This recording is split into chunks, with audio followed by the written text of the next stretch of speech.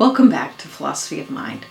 Let's start by reviewing the distinction between qualia and qualitative character in order to set up Dennett's reasons for wanting to get rid of qualia, or to quine it, as he calls it. Remember that qualia has these four qualities of experience. So you've got this pink square, and it is private. Your experience of the pinkness is private to you. It can't be known by others. You know the pink, I can't know your experience of the pink. It's ineffable. You can't describe it. The most you can say is that it's pink. And it's irreducible. It's not explainable in terms of physical properties, and it's intrinsic. The pinkness is not determined by relations, it's intrinsic to the experience itself. So these four qualities together are inconsistent with materialism, particularly the third one, obviously, that it's irreducible to anything physical, but the other three qualities of experience that combine to make it be irreducible. The reason that it's irreducible is that it has these other qualities of experience to it.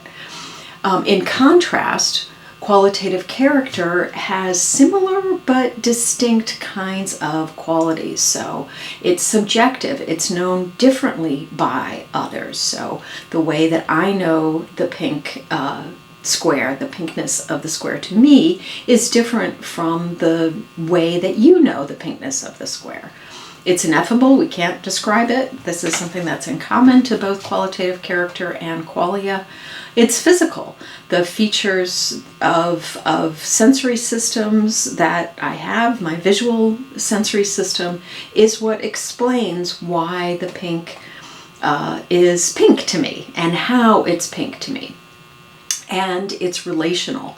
The pinkness is determined by its relation to other qualities, particularly color qualities, but also other sensory qualities in its similarities and distinctness to these other kinds of qualities.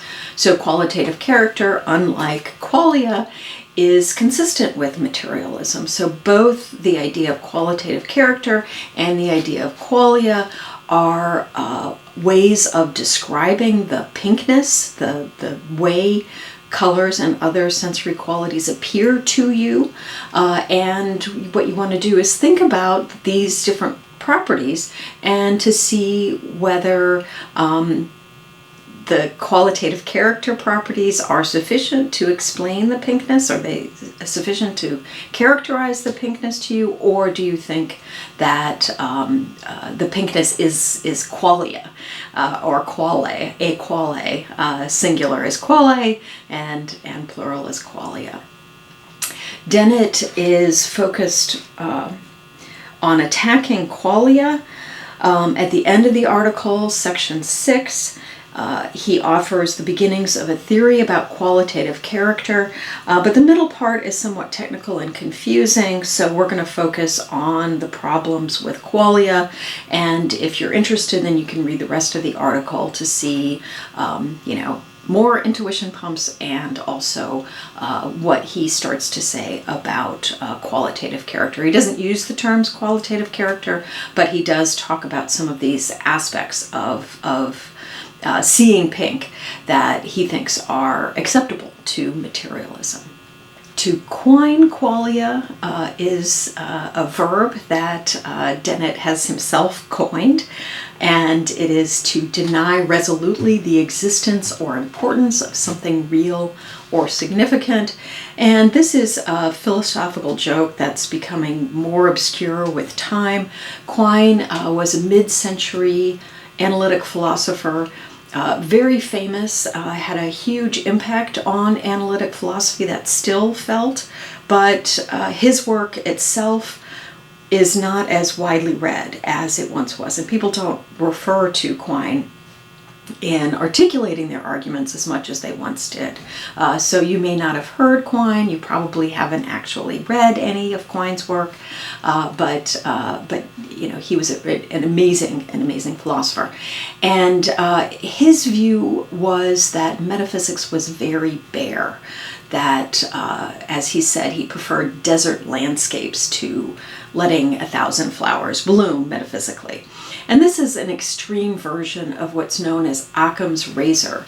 Occam was a medieval philosopher, and he argued metaphysically that you should posit no entity without necessity. And that is, never posit the existence of two things when one will do the same work.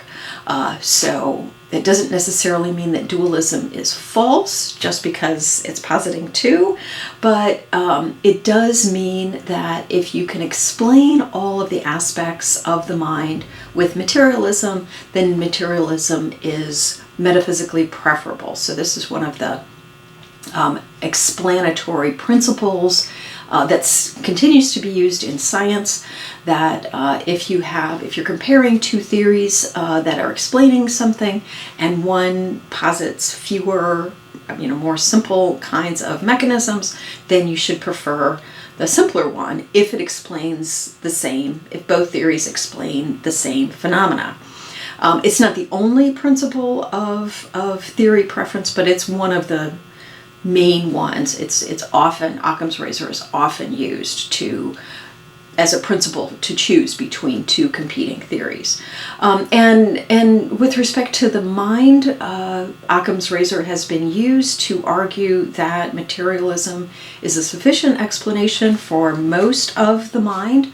All of the easy problems, perception, cognition, attention, memory, it looks like we can explain all of those in physical terms.